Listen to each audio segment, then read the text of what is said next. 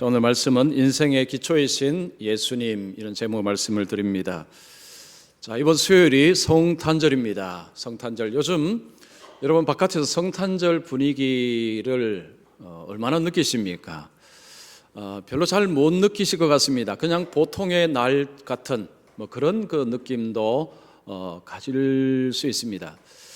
요즘 크리스마스 트리도 예전만큼 보기도 어렵고요. 그리고 크리스마스 캐롤도 사실은 이전만큼 듣기도 어렵습니다. 그러다 보니까 이 성탄절이 오는데 성탄절이 오는지 오지 않는지 헷갈릴 정도로 이 성탄절 분위기가 나지 않습니다. 세상은요, 예수님에 대해서 별로 관심이 없습니다. 예수님이 오셨든지 아니 오셨든지 별로 관심이 없습니다. 사람들에게 성탄절은 어떤 날일까요? 좋은 날이죠.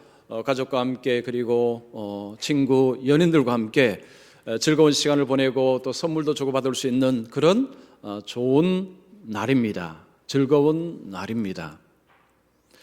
자, 그러나 그리스도인들은 성탄절이 굉장히 큰 의미가 있습니다. 성탄절, 주님의 오신 날, 주님의 오심으로 우리의 삶이 밝아지고 희망이 있고 또 즐거움과 기쁨이 생겨났습니다. 자, 예수 믿는 사람은요, 예수님 안에 참된 평안과 참된 기쁨과 참된 즐거움이 있다라는 것을 믿고 있습니다. 예수를 안 믿어도 삶의 즐거움은 즐거운 것이고 또 기쁨도 누리긴 누립니다. 그러나 예수님 안에서 맛보는 것하고는 좀 차이가 있습니다. 예수님 안에서 진짜 백입니다. 진짜 백이, 진짜의 기쁨, 진짜의 즐거움이 있습니다. 자, 이렇게 말할 수 있는 이유가 뭘까요? 예수님이 우리 인생의 기초가 되기 때문입니다. 예수님은 우리 인생의 기반입니다. 예수님은 우리 인생의 기초가 되십니다. 신구약 성경은 예수님은 세상의 기초요, 우리 인생의 기초라는 것을 분명히 말씀하고 있습니다. 여러분, 이사야 28장 16절 보십시오. 보라, 내가 한 돌을 시온에 두어 기초를 삼으노니 곧 시험한 돌이요 귀하고 견고한 기초돌이라. 이 말씀은 이사야가 오실 메시아를 두고 예언한 것입니다. 메시아가 이 땅에 오시면 메시아는 기초돌이라고 말씀합니다. 기초돌, 기초라는 것입니다. 오실 메시아, 이 땅의 메시아는 이 땅의, 이 세상의 기초가 될 것이다. 그리고 신약에 오면 반석이라는 표현을 씁니다. 똑같은 표현입니다. 고린도전서 10장 4절에 보십시오. 다 같은 신령한 음료를 마셨으나 이는 그들을 따르는 신령한 반석으로부터 마셨으며 그 반석은 그리스도라. 구약의 이스라엘 백성들이 광야 생활할 때에 물을 반석으로부터 마셨습니다. 반석에서 물이 나올 때에 그 반석의 물을 그들이 마셨습니다. 그 반석은 예수님을 상징한다고 신약 성경은 말씀합니다. 예수님은 이 세상의 기초요, 예수 믿는 사람의 삶의 기초라고 말씀하는 것입니다. 자, 신구약 성경은 오실 메시아, 오신 메시아, 메시아는 우리 인생의 기초가 되시는 분이시다. 예수님께서 우리 인생의 기초가 될 때 우리 인생은 소망을 가집니다. 참된 소망 속에서 참된 즐거움이 있고 참된 기쁨이 솟아납니다. 자, 그러면 예수님께서 삶의 기초가 된다 할 때에 이건 어떤 의미가 있을까요? 자, 예수님이 삶의 기초가 된다는 것은 무엇을 두고 이야기할까요? 오늘 본문의 말씀 속에서 예수님은 우리에게 그 말씀을 합니다. 자, 오늘 말씀에 보면 예수님이 반석, 이 기초에 관해서 말씀하는데 예수님을 인생의 기초로 삼는다는 것이 무엇을 의미하는지 어떻게 해야 되는가를 우리에게 말씀합니다. 자, 먼저 첫 번째, 예수님을 인생의 기초로 삼는 사람은 예수님을 마음으로 믿는다. 예수님이 내 인생의 기초라고 할 때 중요한 것은 내 마음 속에 예수님이 계신다는 것입니다. 내 마음이 예수님을 주로 고백한다는 것입니다. 내 마음 속에 예수님이 주인으로 좌정한다는 것을 의미합니다. 자, 그런데 예수님께서 오늘 말씀 속에 마음의 주님이 계시지 않는 가운데서 입으로만 예수님을 주여 주여 하는 일은 얼마든지 일어날 수 있다라고 말씀합니다. 자, 21절 보십시오. 나더러 주여 주여 하는 자마다 다 천국에 들어갈 것이 아니요 다만 하늘에 계신 내 아버지의 뜻대로 행하는 자라에 들어가리라. 예수님께서 어떤 사람들이 주님을 향해서 주여 주여라고 열심히 외쳤지만 천국에 못 들어가는 사람들이 있을 것이다. 예수님이 말씀합니다. 예수님을 향해서 주여 주여라고 하는 호칭은 올바른 호칭입니다. 예수님을 주님으로 부르는 것은 성경에서 우리에게 가르치는 것입니다. 그런데 문제가 뭐냐면 그들은 입술로만 예수님을 주여 주여라고 외칠 뿐이지 그의 마음속에는 주님이 계시지 않는다는 것입니다. 성경은 예수님을 믿을 때에 마음에서 주님을 영접하는 것이 필요하다고 말씀합니다. 로마서 10장 10절 보십시오. 사람이 마음으로 믿어 의에 이르고 입으로 시인하여 구원에 이르느니라. 자, 이 말씀을 보면 내가 마음으로 먼저 주님을 모셔드리고 내 마음이 먼저 주님을 모셔드릴 때에 자연스럽게 입으로 예수님을 주인이라고 고백하는 것이 가능하다는 것입니다. 내 마음으로 예수님을 믿는 것이 먼저 선언이 되어야 된다는 것입니다. 먼저 있어야 되는 사건이라는 것입니다. 그런데 어떤 사람에게는 마음으로 예수님을 주인으로 모시지 않는 가운데서 그냥 입으로만 주여 주여 하는 일들이 일어난다는 것입니다. 그런 사람들이 세상에 존재한다는 것을 예수님이 말씀합니다. 여러분, 입으로 예수님을 주여 주여 하는 삶은 겉으로 보면 예수를 믿는 삶 같습니다. 그러나 예수를 진짜 믿는 삶이 아니라는 것입니다. 자, 그러면 마음으로 정말 마음속에 예수님께서 좌정하셔서 예수님이 주인 되시는 삶을 살아갈 때 이 삶은 어떤 모습일까요? 1996년에 이순옥이라는 여인이 북한을 탈출해서 우리나라에 들어왔습니다. 자, 이순옥이라는 여인은 김일성 대학 경제학부를 졸업한 인텔 여성입니다. 이 여성이 고위직에서 일하다가 영문도 모른 채 감옥으로 끌려가고 모진 고문을 당하고 사형 언도를 받았다고 합니다. 근데 사형 집행은 받지 않고 정치범 수용소에서 갇혔는데 워낙 이 똑똑한 인물이라 그 정치범 수용소에서 이 여인이 재정 업무를 맡게 됐다고 합니다. 재정 어떤 일을 이제 하게 되면서 좀 움직임에 조금 자유가 있었다고 합니다.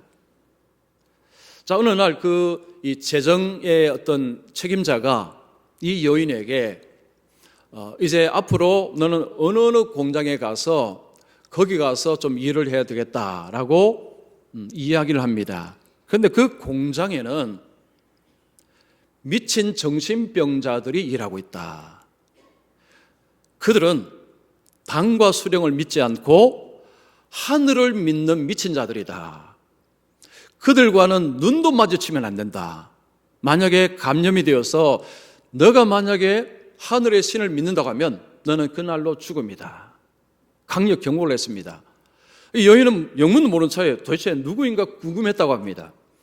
그 공장에 딱 들어갔는데 이 여성이 그 사람들을 보고 충격을 받았다고 합니다. 사람들이 전부 다 조그마했습니다. 키가 한 130cm도 안 됐다고 합니다. 그리고 얼굴은 전부 해골 같았습니다.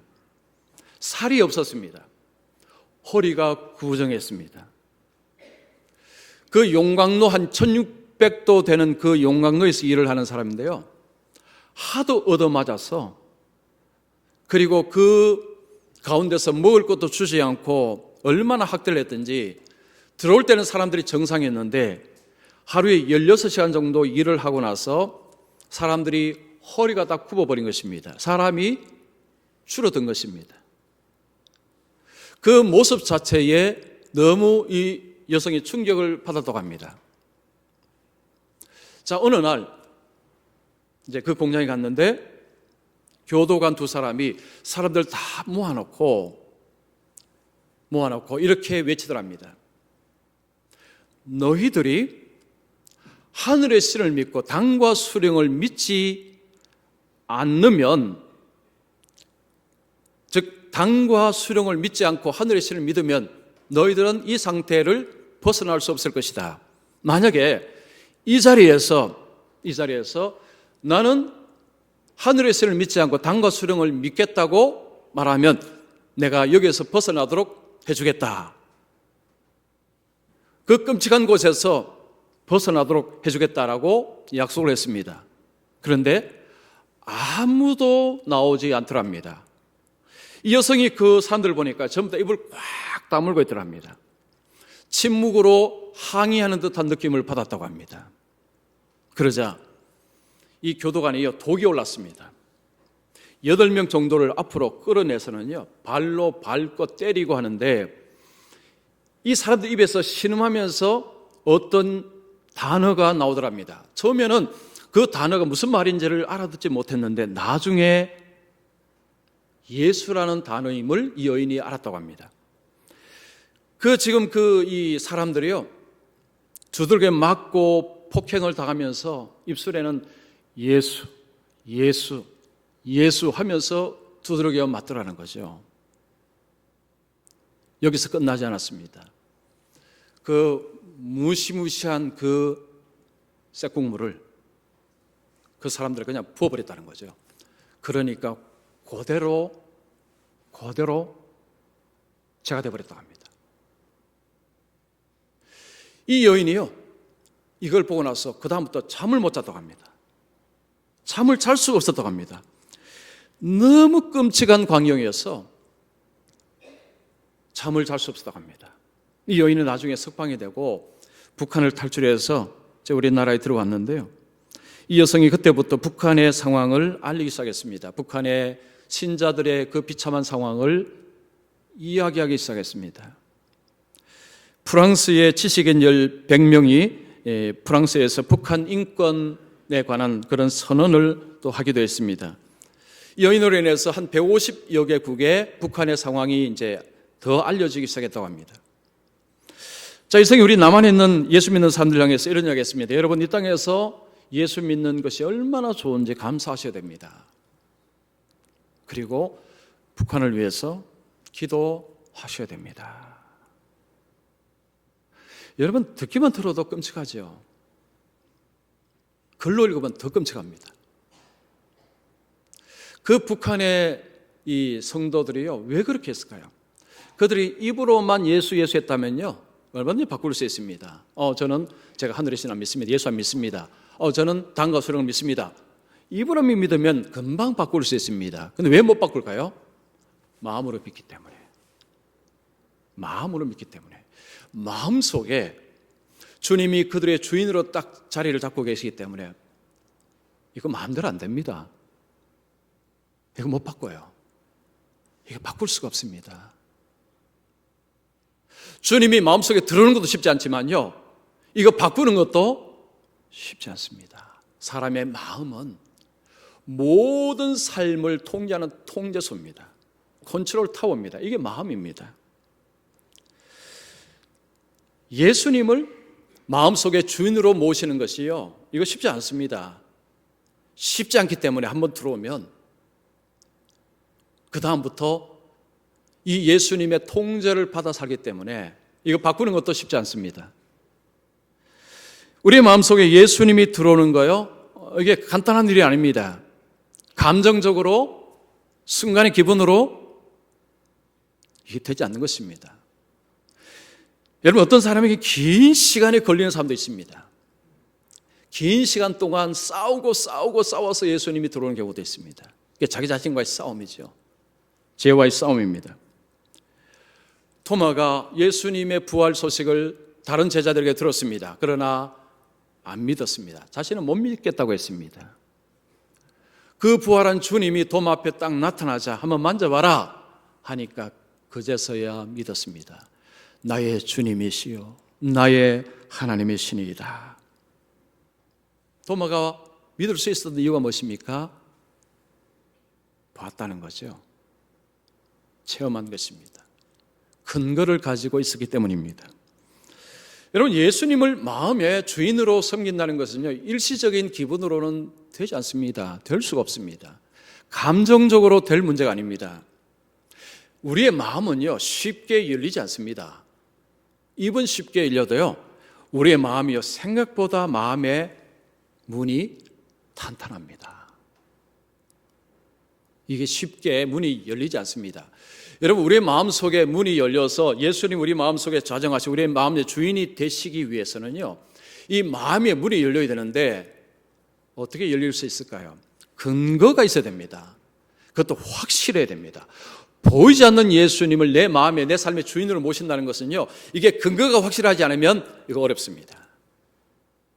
근데 근거가 뭘까요? 예수님은 진짜 이 땅에 오셔서 사셨습니다. 예수님의 삶이 있습니다. 예수님의 말씀이 있습니다. 십자가의 죽음이 있습니다. 그리고 부활 사건이 있습니다.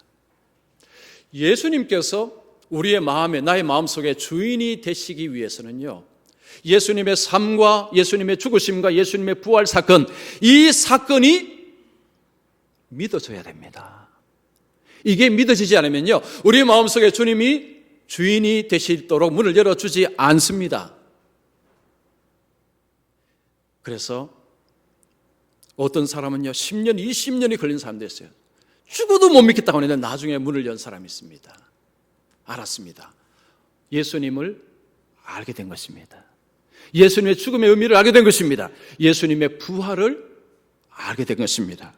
자, 이런 것들이 근거가 되어서 마음속에 문을 활짝 열어드리고 주님이 오셔서 주님께서 자신의 삶을 지도하시고 인도하시고 주관하시도록 내어드리는 것입니다. 우리가 예수를 믿는다고 할 때요, 예수를 믿는다고 할 때에 입술로 예수님을 믿는 것도 얼마든지 가능합니다. 얼마든지 가능합니다. 오랫동안 얼마든지 가능합니다. 그러나 마음에 주님을 모실 때 주님 안에서 진짜의 즐거움을 맛볼 수 있습니다.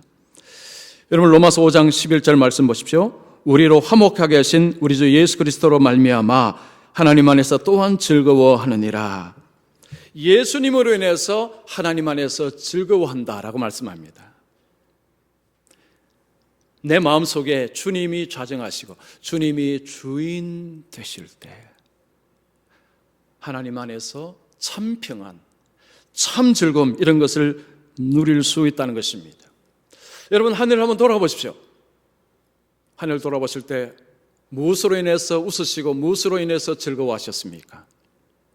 계획하던 일이 잘 되었을 때, 자녀들이 성적이 좋을 때에, 아니면 어디 입학했을 때에, 아니면 취업했을 때 여러 가지 사건들이 일어나면 웃으시고 아마도 즐거운 시간을 가지셨을 것입니다.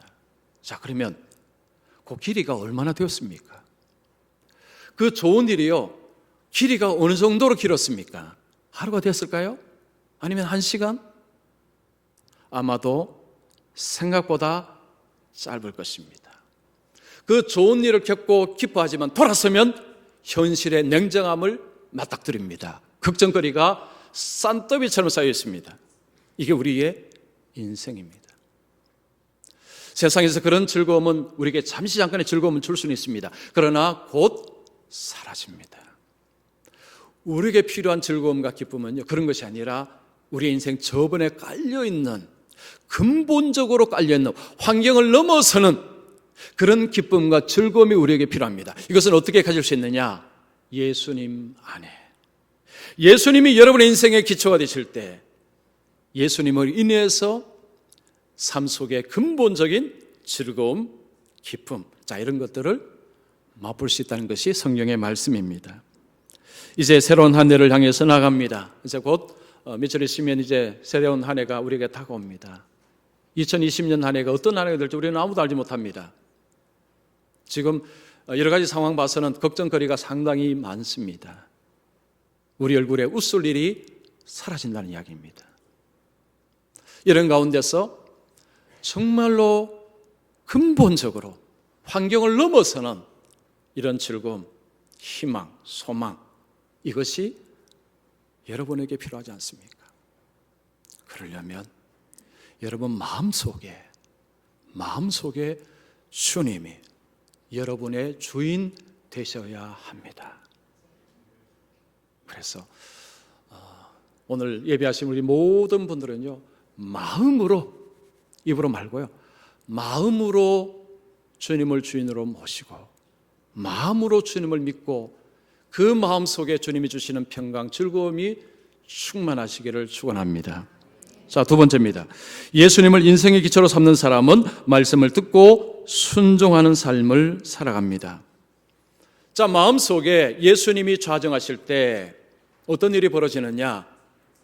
순종하는 삶이 일어납니다. 24절에 보십시오. 누구든지 나의 이 말을 듣고 행하는 자는 그 집을 반석 위에 지은 지혜로운 사람 같으리니, 반석 위에 집을 지은 사람을 지혜로운 사람이라 일컫고, 자, 이들은 누구냐면 주님의 말씀을 듣고 행하는 자, 말씀을 듣고 순종하는 자가 지혜로운 사람이라. 예수님을 반석으로 삼고 살아가는 삶이 지혜롭다. 바로 그 말씀을 하는 것입니다. 예수님의 말씀을 듣고 행하는 자라고 말씀합니다. 자, 본문에서 예수님께서 구원과 심판을 이야기하실 때 말씀을 얼마나 들었는가 횟수를 묻지 않았습니다. 말씀에 동의했느냐 그것도 묻지 않았습니다. 그리고 큰 사역을 행했느냐 이것도 묻지 않았습니다. 예수님이 보시는 것은 행했느냐, 말씀을 듣고 순종했느냐, 이것을 보는 것입니다. 22절에 보면 예수님께서 어떤 사람들은 예수님의 이름을 가지고 엄청나게 큰 사역을 했지만 천국에 못 들어가는 사람이 있을 것이라고 말씀합니다. 22절 보십시오. 그날에 많은 사람이 나더러 이르되 주여 주여 우리가 주의 이름으로 선자 노릇하며 주의 이름으로 귀신을 쫓아내며 주의 이름으로 많은 권능을 행하지 아니하였나이까 하리니, 어떤 사람은 이야기합니다. 우리는 예수님의 이름으로 큰 권능을 행했습니다. 병자를 고치고 귀신이 쫓겨나갔습니다. 귀신을 몰아냈습니다. 사역을 아주 위대하게 크게 했다는 것입니다. 그런데 예수님은 그들 향해서 나는 너희들 모른다. 그들이 천국 가는 길을 예수님이 막으셨습니다. 여기서 이 말씀 보면 입으로 사역을 하면서 마음이 빠진 가운데서 순종하지 않는 가운데서도 얼마든지 위대한 사역을 할 수 있다는 것을 알 수가 있습니다. 충격적인 이야기 하나 하겠습니다. 여러분 잘 들어보십시오. 2015년에 미국의 메릴랜드에 있는 커버넌트 라이프 처치라는 초대형 교회입니다. 이 교회 담임 목사가 해리스 목사입니다. 이 목사가 갑자기 사임을 했습니다. 2015년에. 자, 이분이 2004년에 와서 2015년까지 목회를 했는데요. 교회가 엄청나게 성장했습니다. 그래서 초대형 교회가 되었습니다. 이분이 쓴 책이 우리나라에도 번역이 되어서 우리 예수 믿는 사람들이 많이 읽었습니다. 이런 책입니다. 도란노에서 노 데이팅, 도란노 서원에서 나왔습니다. 생명의 말씀사에서 겸손한 정통신앙, 좋은 씨앗 출판사에서 교회 그냥 다니지 마라. 이런 책들이 이제 번역이 되었어요. 많은 분들이 이 책을 이제 읽었습니다. 이분은, 이 목사는 미국에서 스타 목사였습니다. 주목받는 목회자였습니다. 교회가 왜냐? 급성장을 했기 때문에. 이분의 책이 미국에서 어떤 책은 100만 부가 팔렸습니다. 100만 부가 팔렸다. 이건 어마어마한 장입니다. 그 인쇄가요, 어마어마합니다. 굉장히 인기를 누리고 교회가 급성장을 했습니다. 이분이 왜 갑자기 사임을 했느냐? 이유가 궁금하지 않습니까? 11년 동안 열심히 일하면서 몸과 마음에 이제 지침 가운데서 이제 좀 내가 쉬어야 되겠습니다 하고 다른 분에게 목회를 좀 받겠으면 좋겠습니다 하고 사임을 했으면 뉴스거리가 안 됩니다. 그런데 이 사건이 엄청난 뉴스거리가 되었습니다.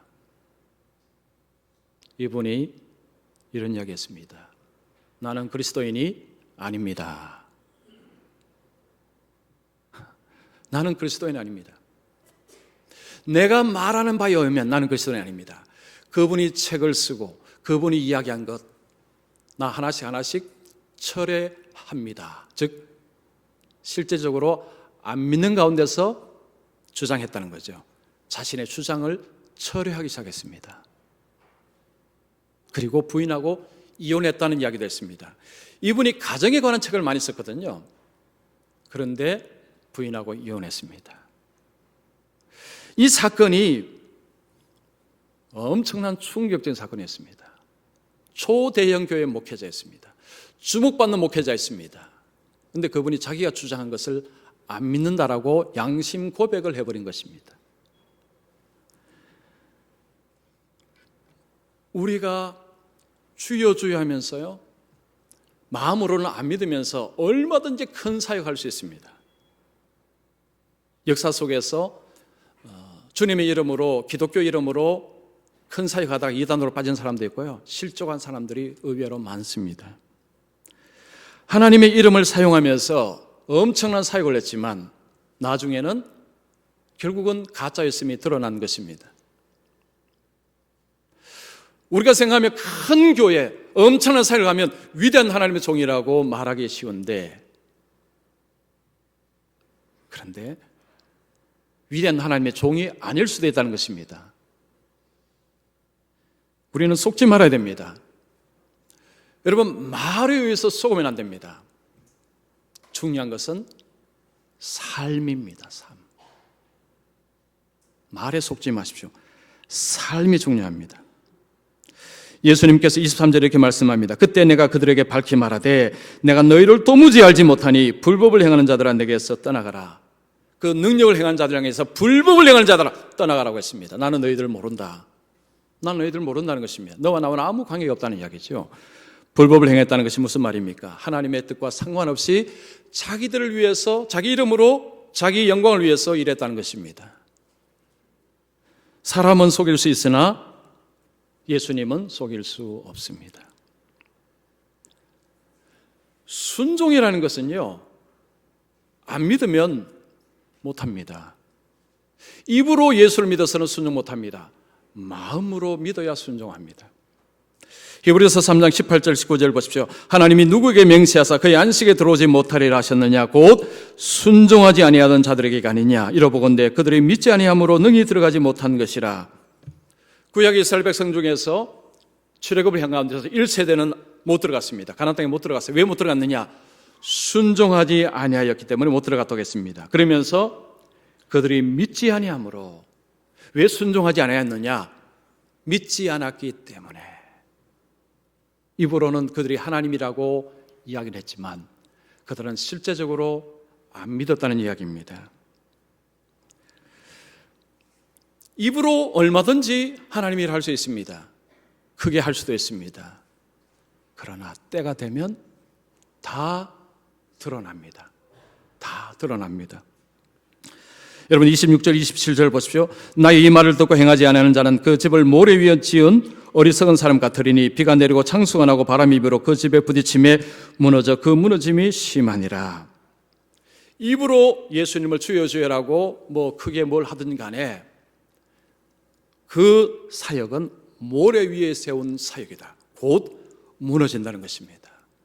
인생이 예수님 이름 하면서 얼마든지 사람들에게는 인기를 얻을 수 있습니다.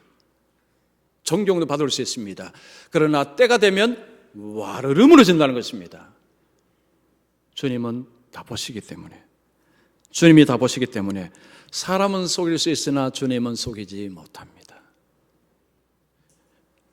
아무리 목사일지라도, 장로님, 여기 권사님, 집사님도 계시죠. 그 직분이 기초가 되는 것이 아닙니다. 예수님이 인생의 기초가 되지 않으면, 즉 마음속에 주님이 그 삶을 통제하지 않는다면, 입으로만 예수님을 외친다면 언젠가는 인생이 무너내린다는 것입니다. 다 무너진다는 거죠. 왜냐? 어리석은 삶을 살았기 때문에. 예수님이 그 말씀하고 계십니다. 자, 제가 여러분께 한번 묻습니다. 여러분 마음속에 주님이 계십니까? 여러분 마음속에 주님이 계십니까? 혹시 입으로만 주님 주님 하면서 20년, 30년, 40년 교회 다니지 아니하셨습니까? 하나님이 일한다고 했지만 입으로만 하시지 않았습니까? 마음에는 주님이 안 계시고 겉모습은 그리스도인 같은데 실제적인 그리스도인이 아닌 삶을 살지 않았습니까? 여러분 한 해 동안 한번 보십시오. 정말 내 삶이 진정한 그리스도인의 삶인가? 어떻게 할 수 있을까요? 내 삶 속에 순종의 흔적이 있는가를 찾아보십시오. 교회 나온 거 말고요. 어떤 봉사한 거 말고 여러분 일상생활 속에서 내 삶 속에 그리스도를 주로 모신 가운데서 순종의 삶이 일관되게 있었는지 자신은 압니다. 다른 사람은 모를 수 있어요. 자기는 압니다. 자신은 알 수 있습니다. 만약에 지속적으로 예수 그리스도께 순종하지 아니하셨다면 입으로 예수님을 믿으신 것입니다. 그렇게 계속 살게 되면 삶이 언젠가는 무너져 내립니다. 그러나 겉으로는 화려하지 않을 수도 있습니다. 무슨 크게 화려함이 없을지도 모릅니다. 그러나 진짜 마음속에 내 마음속에 예수님이 계시고 내 인생의 주인은 예수님이라 이렇게 살아가신다면 살면 살수록 더 인생은 견고해질 것입니다. 예수님이 그 인생을 붙잡기 때문에 예수님으로 인해서 인생은 더 견고하게 세워질 것입니다. 사람이 육신은 약해질 수 있습니다. 그러나 정신과 영적인 지각력과 판단력과 이런 부분은 더 견고해질 것입니다. 인생은 훨씬 더 뒤로 가면 갈수록 아름다워질 것입니다. 왜냐? 주님께서 그렇게 하시기 때문에. 자, 오늘 이제 연말인데요. 세상은 여러 가지 하지만 저는 여러분들에게 정말 이 질문 한번 자신에게 한번 던져보시면 좋겠습니다. 내 마음속에 진짜 예수님이 계신가? 나의 주인은 예수님이신가? 여러분 솔직하게 한번 던져보시고요.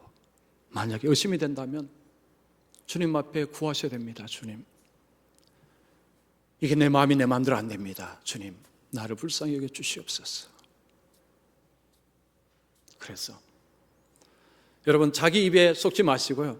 내가 하는 말에 속지 마시고 마음으로 주님을 주인으로 모셔서 마음으로 주님의 말씀을 받으시고 그래서 삶을 말씀을 따라 살아가셔서 견고한 인생, 뒤로 가면 갈수록 더 아름다운 인생, 더 희망이 넘치는 삶을 살아가시기를 축원합니다.